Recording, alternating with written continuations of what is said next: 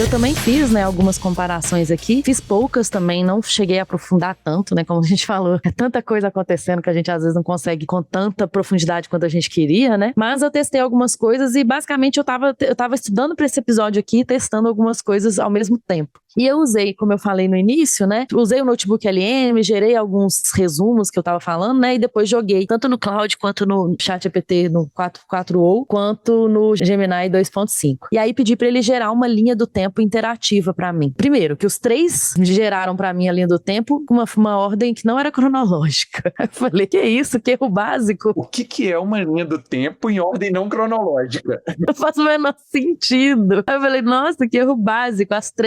Os três, porque como o texto não tava em ordem cronológica, não tava totalmente, e também tinha umas coisas assim, porque tinha algumas datas que eram datas mesmo, e tinha coisas que era assim, final de 2024. Aí ele não conseguiu. Nossos eternos problemas, né? Problemas de data. Entra ano, sai ano, entra tecnologia, sai tecnologia, e a gente ainda tem problema de lidar com a data. E o eterno problema de qualidade de dados também, né? Exato. Aí eu falei com os três, falei, pô, vocês não colocaram na ordem cronológica. A OpenAI continuou errando, o Gemini 2.5 continuou errando, porque tinha esse negócio do final de 2024, e o Claude consertou, ele conseguiu. Mas agora, em relação à interface, que era um diferencial gigantesco do Claude, por exemplo, comparando com o 4o do GPT, a interface que ele me gerou foi bem legal no Gemini 2.5 também. Ele me gerou, né, uma linha do tempo na vertical, com alguns bloquinhos que eu conseguia ver bem bonitinhos e tal. Depois ainda gerou uma seção sobre principais personagens da história, né? Tipo assim, falando, por exemplo, do CEO da Google, falando mais de algumas pessoas que participaram daquela linha do tempo, achei bem interessante, mas eu ainda achei a interface que o Claude gerou melhor, com mais interatividade, os bloquinhos eram expansíveis, o do Claude estava bem parecido com o do Gemini 2.5, mas os bloquinhos eram expansíveis, tinha uns filtros mais interativos, que ele gerou tipo um tagueamento em cada evento, e você conseguia ver só os eventos de lançamento de tecnologia, só os eventos de...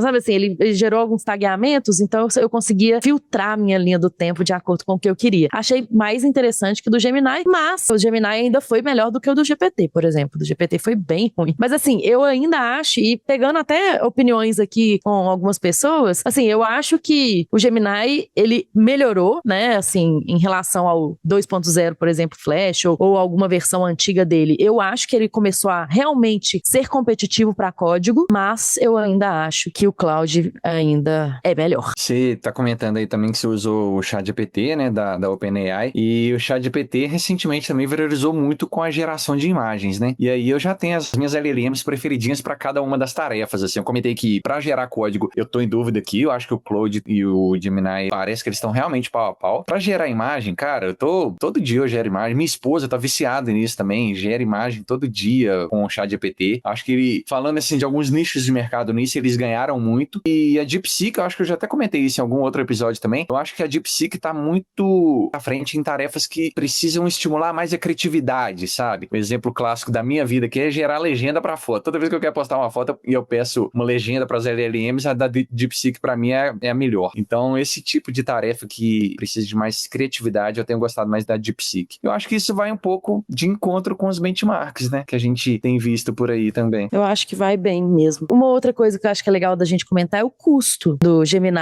em comparação com os outros. Eu vi que ele é mais barato do que o Claude 3.7, né, Sony? O que pode dar aí a competitividade realmente que ele gostaria, né, de ter.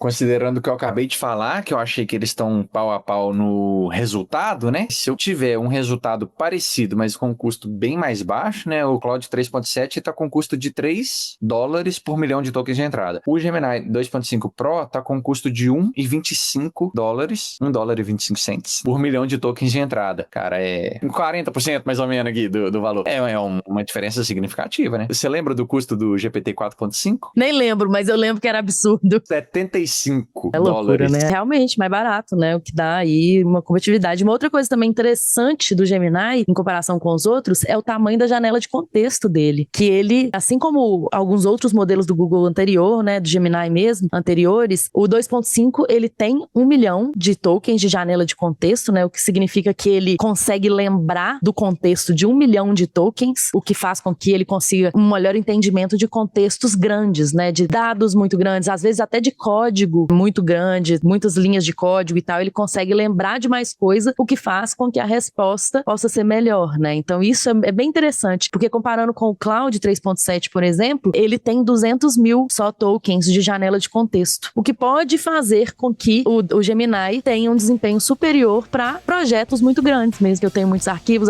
com muitas linhas, pode ser, eu não testei, mas é o que faz sentido mesmo, né? Assim, pode ser que isso seja verdade.